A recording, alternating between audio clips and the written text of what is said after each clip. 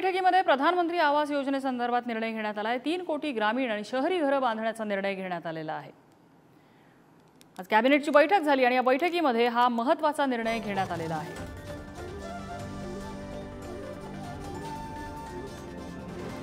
तिसऱ्यांदा पंतप्रधान पदाची शपथ घेतल्यानंतर ही पहिलीच कॅबिनेट बैठक या नव्या सरकारची म्हणायला हवी। शिवाजी काळे आपल्याला अपडेट देत आहेत। शिवाजी, पहिल्या दिवसापासून निर्णयांचा धडाका।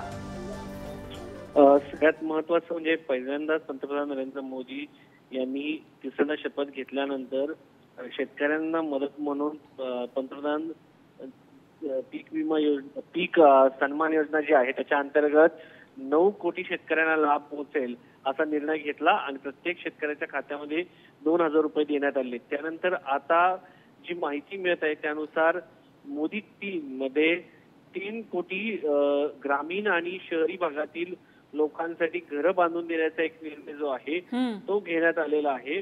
आणि या सगळ्यामध्ये जर आपण पाहिलं असेल मागच्या दोन्ही याच्यामध्ये प्रधानमंत्री आवास योजना जी होती ती अत्यंत महत्वाची ठरली होती। मोदी 1 आणि मोदी 2 मध्ये पंतप्रधान नरेंद्र मोदी यांना निवडून आणण्यासंदर्भात या सगळ्यामध्ये जर आपण पाहिलं तर मागच्या काळामध्ये 4 कोटी 21 लाख जी घरं होते ती पूर्ण झालेली आहे आणि 10 वर्षामध्ये ही मोठ्या प्रमाणात ही घरं बांधण्यात आली होती। त्याचबरोबर एलपीजी गॅस कनेक्शन दिलं होतं, इलेक्ट्रिक गॅसचं कनेक्शन दिलं होतं आणि आता पंतप्रधान आवास योजनेअंतर्गत आणखी 3 कोटी घरं जी आहेत ते बांधण्याचं उद्दिष्ट ठेवण्यात आलेलं आहे। मात्र यामध्ये सगळ्यात महत्वाचा हा मुद्दा होता तो म्हणजे ठीक आहे शिवाजी, धन्यवाद या सगळ्या माहितीबद्दल।